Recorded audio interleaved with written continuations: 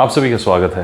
Croatia के work visa के लिए ये वीडियो है। अगर आप क्रोएशिया वर्क वीज़ा लगाना चाहते हैं या जानना चाहते हैं इसका पूरा प्रोसेस क्या है, किसी और से करवाते हैं तो क्या ध्यान रखना है और ख़ुद कैसे कर सकते हैं, तो वो भी सारी चीज़ें इस वीडियो में क्रोएशिया के लिए बताई गई हैं। हमने क्रोएशिया के ऊपर फर्स्ट एवर टाइम कोई भी वर्क वीज़ा की वीडियो अपलोड की है बिकॉज क्रोएशिया जो था वो शेंगन का हिस्सा नहीं था। तो 1 जनवरी 2023 से ये शेंगन का हिस्सा बन गया है और क्रोएशिया के लिए एकदम से सडनली डिमांड भी काफ़ी बड़ी है। क्रोएशिया शेंगन का हिस्सा क्यों बन पाया? क्योंकि देखिए शेंगन एक इंडस्ट्रियलाइज्ड एक रिच कंट्री का अपना एक ग्रुप है। उन्होंने अपना खुद का ग्रुप बनाया हुआ है कि भाई ठीक है, हम रिच कंट्रीज़ हैं, आपस में ग्रुप बना लेते हैं ट्रेडिंग के लिए या पब्लिक मूवमेंट के लिए, ताकि हमें आपस में एक दूसरे के साथ प्रॉब्लम ना हो और एक कॉमन करेंसी को यूज़ करना शुरू कर देते हैं।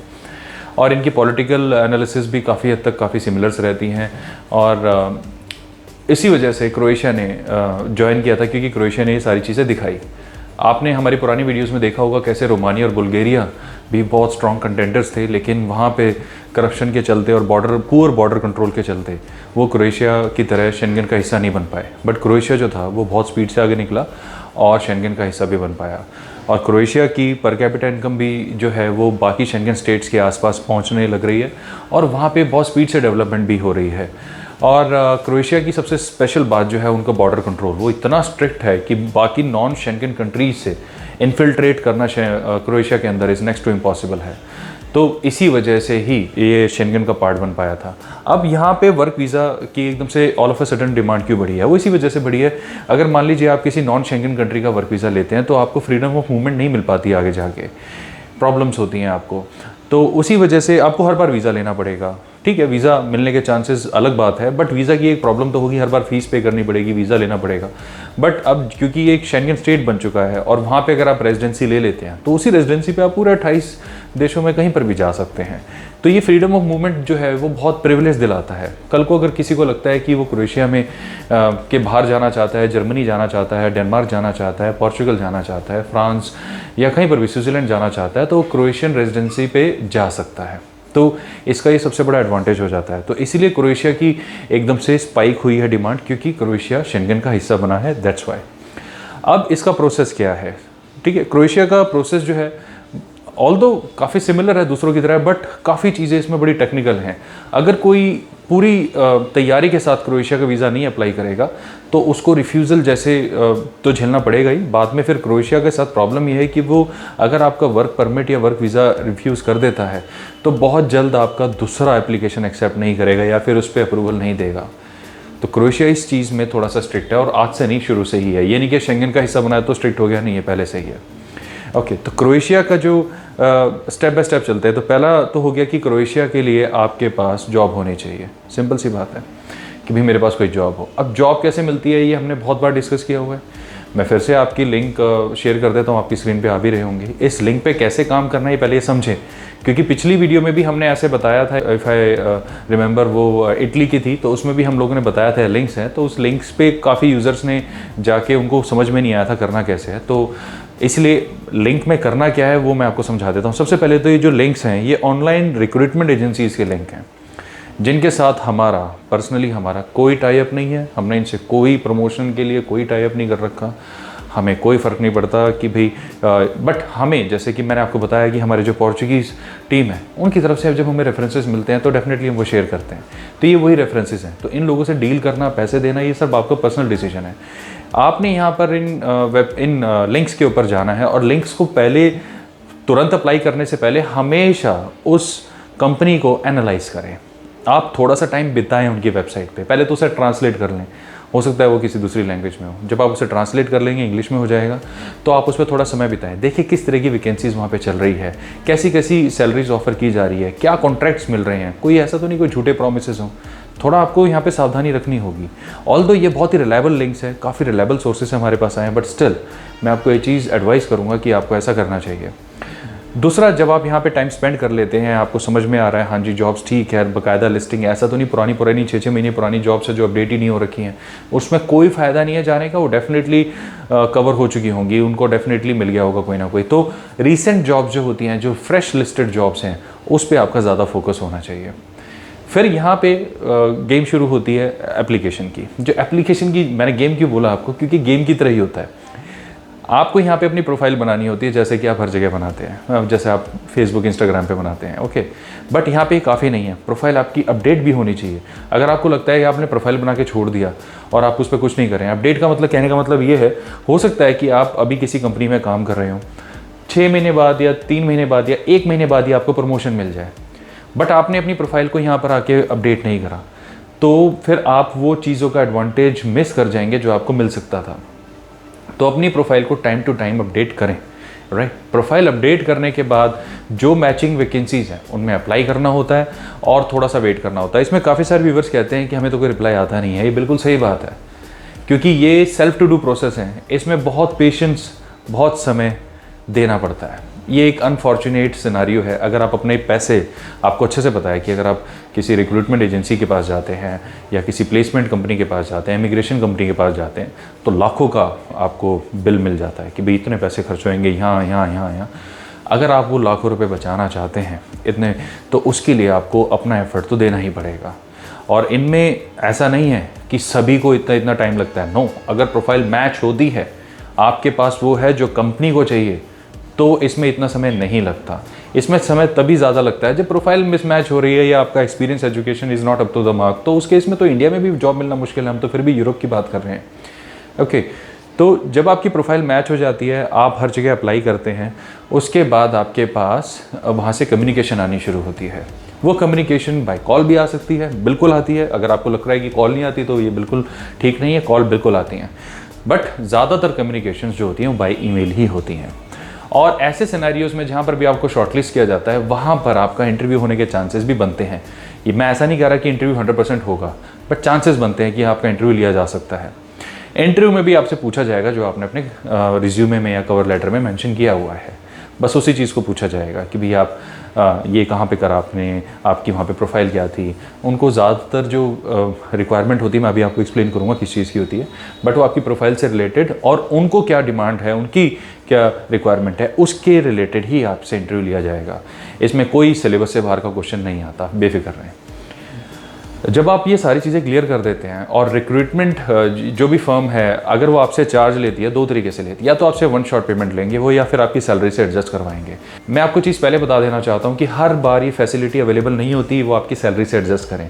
ये डिपेंड करता है, जब आपके पास ऑफर आता है आप पूछ सकते हैं कि आपके सर्विस चार्जेस क्या है, या मेरी सैलरी से डिडक्ट होंगे या फिर मेरे को 1 टाइम देने हैं। उस केस में उनका जो भी आंसर होता है ना, वो फाइनल होता है। हमारे साथ प्रॉब्लम क्या है कि हम यहाँ पर भी नेगोशिएट करना शुरू कर देते हैं, नहीं नहीं नहीं आप ये मत लीजिए, आप मेरे से सैलरी में ले लीजिए। उससे आप अपनी रेपुटेशन को और अपनी प्रोफाइल को डैमेज कर रहे हैं। फिर वो रिक्रूटमेंट एजेंसीज आपको फ्यूचर में कंसीडर नहीं करेंगी। तो उनकी जो भी पॉलिसी है वो आपको एक्सेप्ट करनी ही होगी, आपको ध्यान रखना होगा। जब ये सारा प्रोसेस हो जाता है और आपको समझ में आता है, इंटरव्यू आपका पास हो जाता है, फिर आपके पास एक ऑफर लेटर आता है, सिर्फ एक ऑफर लेटर। उस ऑफर लेटर को आप साइन करके अटेस्ट करके वापस भिजवाते हैं। फिर आपके पास कॉन्ट्रैक्ट लेटर आता है, ओके, यानी अब आपकी जॉब कंफर्म हो गई। इस ऑफर लेटर, कॉन्ट्रैक्ट लेटर के साथ साथ आपकी कंपनी को एक और डॉक्यूमेंट अरेंज करना पड़ सकता है। ये ज़्यादातर आपकी कंपनी ही करती है, आपको करने की ज़रूरत नहीं है। वो होता है परमिशन ऑफ HZZ। HZZ एक नेशनल एम्प्लॉयमेंट एजेंसी है क्रोएशिया की। उनका काम होता है कि उनके देश में अनएम्प्लॉयमेंट को कंट्रोल करना, कि अनएम्प्लॉयमेंट ज़्यादा ना फैले, और बाहर से जो इमिग्रेशन आ रहा है, इलीगल इमिग्रेशन को, उसको कंट्रोल करना, उसको कंसेंट रखना, उसके ऊपर पूरा ध्यान रखना कि भाई ये जो इमिग्रेशन आ रहा है क्वालिटी इमिग्रेशन है, कोई फालतू का इमिग्रेशन नहीं है, हमारे ऊपर ये लायबिलिटी ना हो, एक एसेट बने, ओके। ये इनका काम होता है। आप जैसे सोच रहे होंगे जैसे सेफ का काम होता है पोर्चुगल में, कुछ कुछ वैसा, बट इंटायरली वैसा नहीं। अब यहाँ पे HZZ से परमिशन कौन ले, ठीक है। परमिशन लेने के लिए एक छोटा सा टेस्ट होता है। आप टेस्ट समझ लीजिए या फिर आप समझ लीजिए कि एक प्रोसेस का पार्ट समझ लीजिए। इस प्रोसेस को कहते हैं लेबर मार्केट टेस्ट। तो ये एक तरह से आपको सुन रहा होगा बड़ा टेस्ट आपको देना, आपको कुछ नहीं करना, ये आपकी कंपनी को करना होता है। इसका मतलब क्या होता है, सिंपल सी बात है। HZZ क्या होता है कि वो एक नेशनल पोर्टल ऑफ अनएम्प्लॉयमेंट, जो भी उनका अनएम्प्लॉयमेंट जो पॉपुलेशन है उनके लिए एक नेशनल पोर्टल बनाया हुआ है कि देखिए हमारे पास ये वैकेंसी है। तो वहाँ के लोग उन वैकेंसी पे डायरेक्ट अप्लाई कर सकते हैं। मोर ओवर जिसको वैकेंसी नहीं मिलती है वो अपनी प्रोफाइल को वहाँ पे अपलोड कर देता है कि भाई मैं इस वक्त अनएम्प्लॉयड हूँ। तो जब भी कोई फॉरेनर को हायर करता है कोई भी एम्प्लॉयर, तो उससे HZZ की परमिशन लेनी पड़ सकती है। ये किन केसेस में नहीं परमिशन चाहिए वो हम ये डिस्कस करेंगे, बट जिन केसेस में चाहिए तब क्या होता है वो मैं भी आपको बता रहा हूँ। HZZ से परमिशन लेने के लिए एक एप्लीकेशन भरी जाती है, आपकी कंपनी भरती है, और HZZ फिर अपने पूरे डाटाबेस को छानता है। सपोज करें उन्होंने लिखा है कि उनको शेफ़ चाहिए, राइट, फॉर एग्जांपल, या मैकेनिक चाहिए, तो वो देखेंगे कि कोई शेफ़ और मैकेनिक जो उस कंपनी को रिक्वायरमेंट है, एक्सपीरियंस, एजुकेशन की, या जो भी वटेवर, क्या उनके डेटाबेस में ऐसा कोई क्रोएशियन नेशनल है जो अनएम्प्लॉयड है। वो उन्होंने देखा, उनको मिल गया, तो कहेंगे जी हम आपको बंदा दे रहे हैं, आप पहले इसको शॉर्टलिस्ट करें। तो वो कंपनी क्या करेगी, उस कंपनी को they will be bound to honour it. तो जो भी कैंडिडेट रेफर करता है HZZ, उसका जो है इंटरव्यू इनको लेना पड़ता है, इनकी मजबूरी हो जाती है इंटरव्यू लेना या उसकी प्रोफाइल को चेक करना। तो उस वक्त में अगर वो सारी चीज़ें अप टू द मार्क हैं तो आपका कॉन्ट्रैक्ट वहाँ पे कैंसिल हो जाता है और परमिशन नहीं मिलती है। But up to the mark नहीं है तो परमिशन मिल जाती है। अब ये बड़ा मुश्किल लग रहा होगा आपको कि ऐसा इतना मुश्किल है, वो तो अपने एम्प्लॉयर को देंगे। ऐसा नहीं है, मैं आपको बताना चाहता हूँ ऐसा बिल्कुल भी नहीं है। क्यों? क्योंकि Croatian national blue collar category में काम करके राज़ी ही नहीं है, वो इतनी कम सैलरी पे काम करके राज़ी ही नहीं है। मोर ओवर जो क्रोएशियन यूथ है वो दूसरी EU कंट्रीज़ में माइग्रेट हो जाते हैं, चेक रिपब्लिक में, ऑस्ट्रिया में, या फिर स्विट्ज़रलैंड में, काफ़ी जर्मनी में भी चले जाते हैं, और US में भी और ऑस्ट्रेलिया में भी माइग्रेट करने की न्यूज़ आती है इनकी, और फ्रांस में भी चले जाते हैं। तो ऐसे केसेस में तो फिर वहाँ पर तो वैकेंसीज़ रह गई ना वो।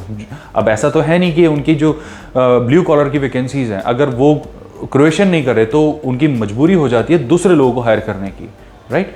तो यहाँ पर काम आता है इमिग्रेशन का, यहाँ पर काम आता है फॉरेन वर्कर्स का और वर्क वीज़ा का। अब मैं आपको बताना चाहता हूँ कैसे केसेस को एग्जेम्पशन मिला हुआ है। ये तो आप समझ गए कि आपको परमिशन लेनी है। हाँ, अगर वहाँ पर आपको लगता है, आपकी कंपनी ये बोल देती है कि ये भी एलिजिबल नहीं है, इंटरव्यू ठीक से नहीं दे पाया, तो उनको रिटर्न में देना होता है, और उनके पास अगर कोई और कैंडिडेट नहीं है तो उनके भेजे हुए कैंडिडेट को HZZ जो है परमिशन दे देता है, और आपका जो है एक तरह से ये समझ लीजिए परमिट बन गया, और उसके बाद सीधा वीज़ा के लिए आपकी एप्लीकेशन जाती है। ये तो हो गया HZZ का पूरा प्रोसेस। अब ऐसे केसेस में आपको बताता हूँ जिसमें HZZ ने एग्जेम्पशन दी हुई है, यानी आपको कोई रिक्वायरमेंट नहीं है।